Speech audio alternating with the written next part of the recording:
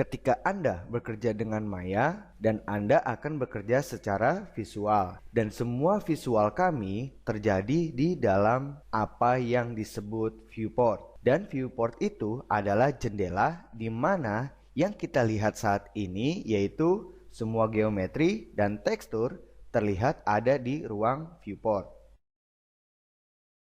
Dan viewport ini bisa dapat kita konfigurasi yaitu untuk melakukan banyak hal yang berbeda sehingga cara kita untuk melihat adegan yang kita proses dalam viewport bisa kita sesuaikan dengan setting yang kita inginkan. Mari kita memulai dan diawali mengetahui bagaimana cara mengkonfigurasi viewport di Maya. Di setiap tampilan viewport Maya memiliki menu tersendiri, yaitu di bagian atas jendela viewport ini. Dan di sini, seperti yang Anda lihat, di sini juga disertakan beberapa ikon yang tujuannya yaitu fungsi kedua, agar di saat kita memproses di viewport, hal ini dapat memudahkan kita dalam memilih sebuah tampilan tanpa harus berulang-ulang kali masuk ke dalam menu yang ada di jendela viewport ini. Jadi kita tinggal mengklik untuk mengganti sebuah tampilan dalam memproses di viewport. Contohnya, di sini saya ingin menggunakan display wireframe, maka saya tinggal mengklik icon ini. Sekarang saya ingin merubah sudut pandang perspektif ini ke 4 sudut pandang atau 4 angle kamera. Maka dari itu kita ke panel layout ini, kita klik. Dan seperti yang Anda lihat di sini, setiap jendela viewport memiliki individu icon yaitu fungsi kedua dan juga memiliki menu tersendiri. Maka dari itu, Anda dapat mengkonfigurasi setiap jendela viewport untuk Anda bedakan tampilan displaynya seperti contoh yang Anda lihat di sini. Untuk settingan ini yaitu setting standar dari Maya. Sekarang kita kembali ke perspective view. Sekarang mari kita lihat apa yang kita dapatkan dari setiap menu yang ada di viewport. Yang pertama di sini ada view, kita klik. Pada menu view di viewport, yang pertama di sini ada opsi select kamera, yaitu pilih kamera. Selanjutnya di sini ada create camera from view, cycle through camera, dan juga ada undo view change dan redo view change, dan juga ada default view, look at selection, frame all, dan frame selection, dan juga ada align camera to polygon, kamera setting, kamera attribute editor, dan kamera tool, dan juga ada image plane, dan yang terakhir sequence time. Selanjutnya kita ke menu shading. Di sini pada menu shading dapat memungkinkan kita untuk mengubah cara kita melihat di viewport. Dan hal ini berpengaruh pada sebuah hardware yaitu VGA dan jumlah poligon pada objek yang kamu buat. Tentunya di viewport. Contoh, bila mana kamu memodeling dan jumlah poligonnya banyak dan juga sudah merasa bergerak di viewportnya terasa lambat, maka menu shading ini atau opsi yang tersedia dari menu shading menyediakan beberapa pilihan pada sebuah tampilan dan juga pengurangan penggunaan pada hardware VGA Anda. Contoh defaultnya saat ini kita memilih Smooth Set All, yaitu pada pilihan final. Karena pada pilihan ini semua kualitas tampilan seperti lighting dan hal lainnya berada pada kualitas penglihatan terbaik. Namun, hal ini tidak berpengaruh pada hasil render.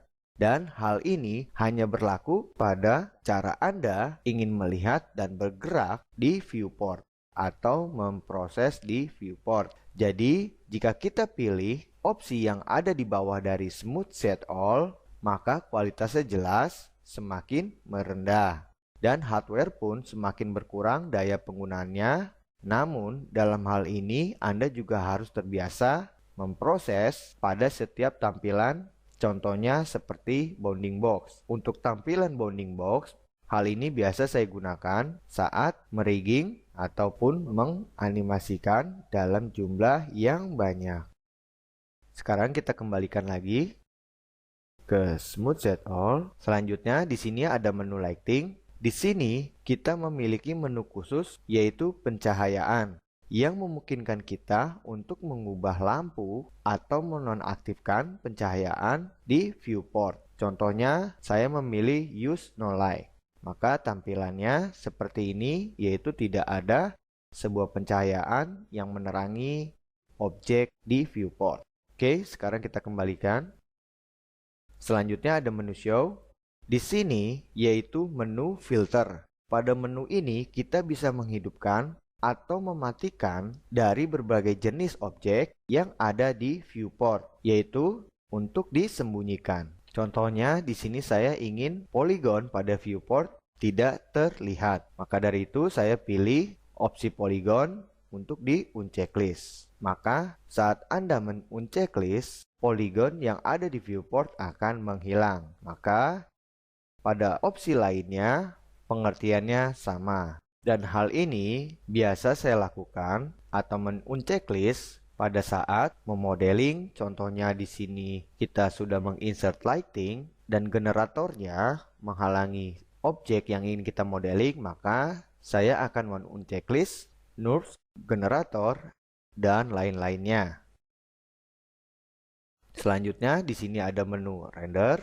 Ini sebenarnya jenis penting atau menu penting di viewport karena perubahan gambar untuk di viewport saat ini terset pada default, yaitu dari setting Maya, yaitu opsi viewport 2.0, dan ini hanya ada di Maya 2016. Pengertiannya, saat ini kita terset pada kualitas tertinggi dan banyak membutuhkan tenaga VGA. Namun, jika VGA Anda kualitasnya terbaik, maka pada opsi atau pilihan set 2.0 ini adalah sangat bagus. Dan di sini kita memiliki sebuah pilihan seperti Legacy Default Viewport dan Legacy High Quality Viewport. Jika salah satu ini kita pilih, contohnya Legacy Default Viewport, yaitu yang disebut setting standar. Dan jika kita aktifkan Legacy Default Viewport, kita klik, maka pada viewport kualitas penglihatan akan menurun seperti contoh ini. Dan hal ini berpengaruh pada hasil render. Dan untuk pilihan yang lainnya seperti Legacy High Quality Viewport, yaitu di atas kualitas dari Legacy Default Viewport. Jadi viewport kualitas pertama, Legacy High Quality kualitas kedua, dan Legacy Default Viewport yaitu kualitas standar. Jika kita pilih Legacy High Quality Viewport, maka tampilannya lebih baik dari Legacy Default Viewport. Dan dalam hal ini biasa saya gunakan yaitu opsi Legacy High Quality Viewport, yaitu pada saat memodeling atau mentekstur saja. Jadi saat memproses sedikit lebih cepat atau lebih enteng memprosesnya, dan akan mengembalikan ke opsi viewport 2.0 saat ingin menrender hasil ini, karena kita akan dapat melihat jelas pada hasil sebenarnya. Dan dalam hal ini hanya berlaku pada minim VGA. Dan pada box yang tersedia dari opsi viewport 2.0 dan Legacy High Quality Viewport, ini berarti opsi tersebut dapat kita setting kembali dan disesuaikan dengan setting yang kita inginkan. Contohnya meminimalisir dari kualitas yang sudah diset dari Maya. Dan caranya kita tinggal mengklik icon box ini. Maka akan tampil jendela baru yaitu Hardware Render, Setting, dan di sini kamu bisa men-set kualitas render seperti merubah anti-aliasingnya, motion blur, hardware fog, dan lain-lainnya. Namun pada saat ini kita gunakan pada setting default saja. Maka kita close kembali dan menu yang terakhir di sini yaitu menu panel. Dan pada kamera saat ini yang saya pilih adalah perspektif. Dan jika saya ingin berpindah pada kamera tertentu, contohnya pada kamera ortogonal, maka kita memilih opsi ortografik, yaitu di sini ada front view, side view, dan top view.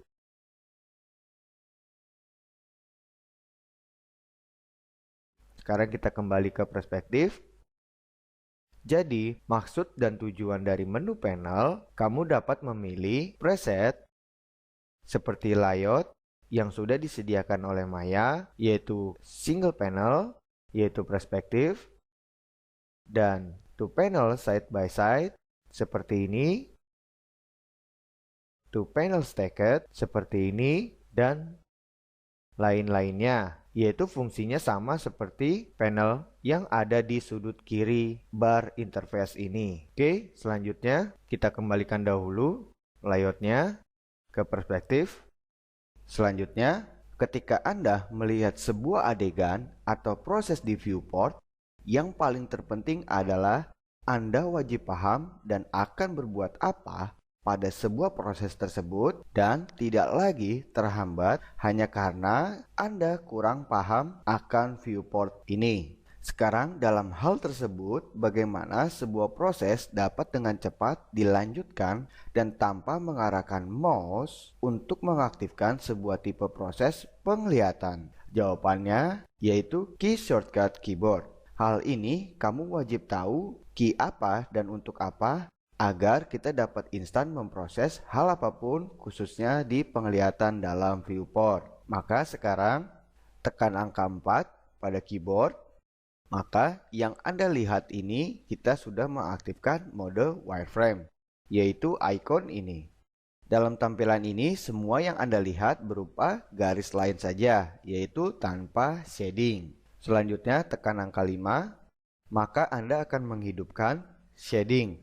Tetapi hal ini tidak bisa melihat sebuah tekstur yang kita sudah terapkan pada objek ini.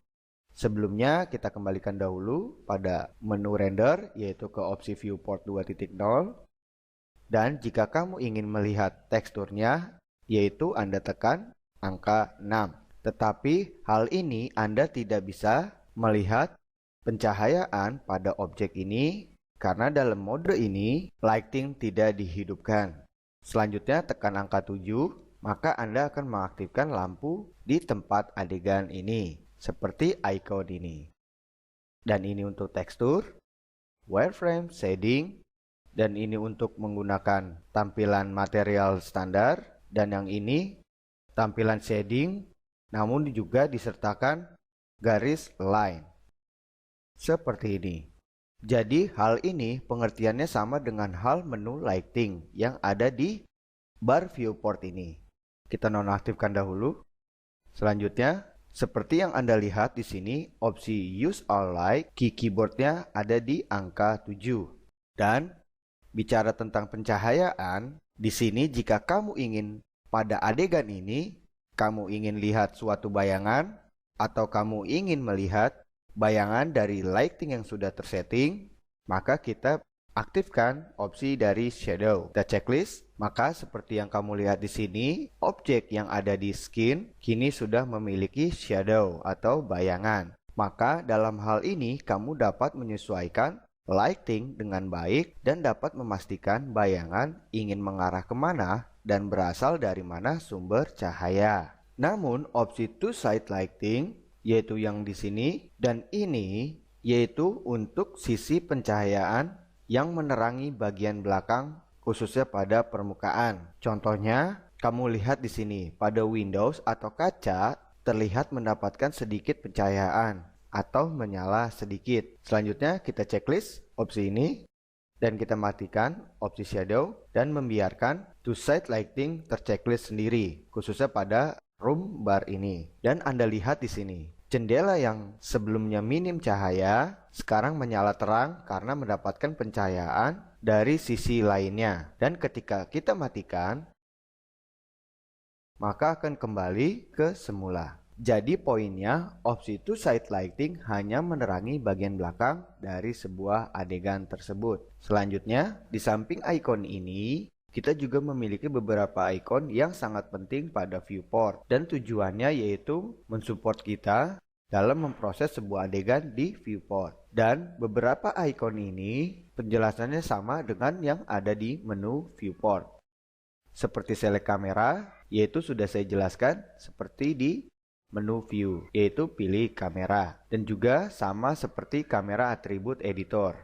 yaitu di icon ini. Dan untuk icon ini yaitu untuk bookmark, dan yang sebelahnya yaitu untuk pilih image plane, dan kedua icon ini yaitu untuk pen tablet kita. Selanjutnya di sebelahnya yaitu untuk mengaktifkan atau menonaktifkan grid di viewport, dan yang di sebelahnya yaitu untuk mengaktifkan sebuah gerbang resolusi yang Anda set pada render setting, yang pada dasarnya menunjukkan bagaimana Anda akan merender. Kita matikan kembali. Dan untuk icon ini yaitu untuk menampilkan sebuah grafik pada viewport. Namun dari semua icon ini, kelompok icon inilah yang terpenting di saat kita memproses adegan di viewport, yaitu wireframe, smooth set all, selanjutnya non-material, dan di sebelahnya shading dan line, dan di sebelahnya tekstur dan lighting. Dan selanjutnya untuk icon ini, dan ini disebut AO, yaitu Ambient Occlusion. Pengertiannya, hal ini memungkinkan Anda untuk mensimulasikan sebuah bayangan yang terjadi pada sebuah adegan, yaitu pada celah-celah di objek Anda. Agar Anda lebih mengerti maksud dari AO, di sini saya akan menghidupkan lighting dan masuk ke menu lighting untuk menghidupkan opsi shadow. Saat kita memulai membuat pencahayaan atau lighting, maka hal tersebut atau AO tersebut tidak langsung membuat pada adegan Anda, karena bayangan lembut hanya didapat dari proses AO, dan AO ini dapat membantu untuk menentukan pemisahan antara objek dalam adegan itu sendiri dan juga menambah tingkat realisme pada hasil Anda. Contohnya pada gambar ini. Seperti yang Anda lihat di sini, gambar nomor 1 shadow terlalu tebal, dan pada gambar kedua shadow terlihat realistis, yaitu lembut. Sekarang kita praktekkan, kita hidupkan AO ini. Maka seperti yang Anda lihat di sini, kita zoom sedikit. AO ketika diaktifkan, maka kita dapat melihat sebuah shadow atau bayangan yang lembut pada setiap objek.